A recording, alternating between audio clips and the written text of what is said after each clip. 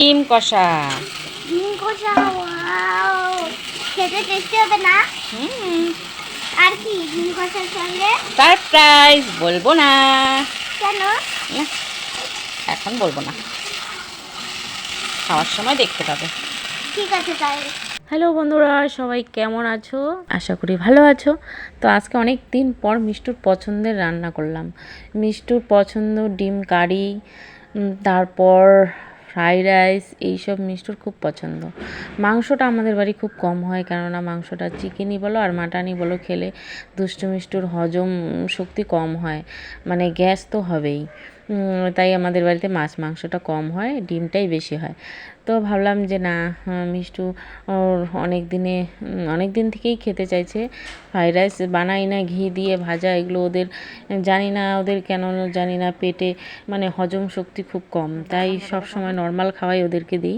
তো অনেক দিন পর বানালাম ফ্রাইড রাইস আর ডিম কারি। দেখো মিষ্টু খেতে বসে পড়েছে, একদম কতক্ষণে দিব সেই ধান্দা। আগে থেকে একটু একটু গামলা থেকে নিয়ে খাওয়া শুরু করেছিল, তো ওকেই আগে দিলাম।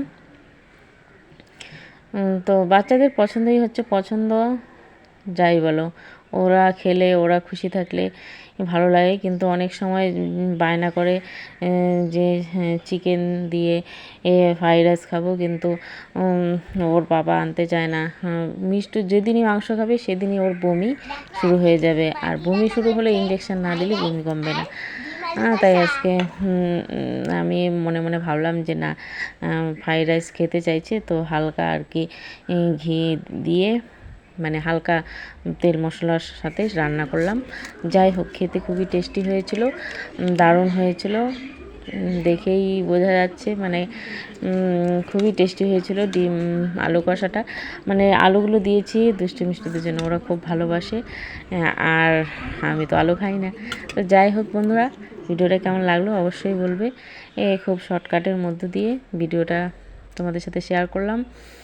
তো এদিকে দেখো দুষ্টু খেতে বসেছে। দুষ্টু খালি খালি ফ্রাইড রাইস খেতে ভালোবাসে, মানে ওকে মানে যদি কিছু না দাও, ওকে শুধু ফ্রাইড রাইস দাও, ও সেটাই ভালোবাসে। তো আমি বলছিলাম যে ডিম কারি দিয়ে খাও। তো যাই হোক বন্ধুরা, এত ব্যস্ততার মধ্যে খাওয়া দাওয়া সব কমপ্লিট করলাম, করে তারপরে একটু রেডি হলাম ভিডিও বানাবো বলে। এর মধ্যে একটা পার্সেল চলে এলো। তো পার্সেলটা কি চলে এলো চলো তোমাদের সাথে শেয়ার করছি। কেমন হবে বলতো? কেমন হবে বল? যেটা ভালো হয়। চল চল দেখি আগে।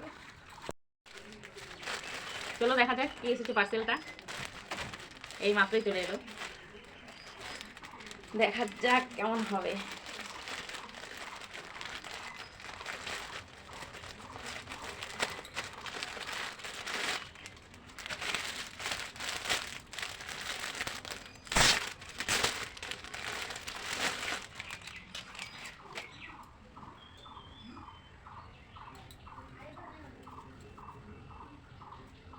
কি বলতো এটা? Coat dress, night dress. কেমন হয়েছে অবশ্যই বলবে। খুব সুন্দর এসেছে, একদম কাপড় কোয়ালিটি পিওর কটন, একদম পিওর কটন, খুব সফট। তো প্যান্টটাও খুব সুন্দর। কিন্তু এটা কি বলতো, এটা আমার না, এটা আমার মেয়ের জন্য অর্ডার করেছি। তোমরা কি ভেবেছিলে? আমার না, এটা আমার না, আমার মেয়ের জন্য অর্ডার করেছি। তো কেমন হয়েছে অবশ্যই জানাবে। তো টাটা।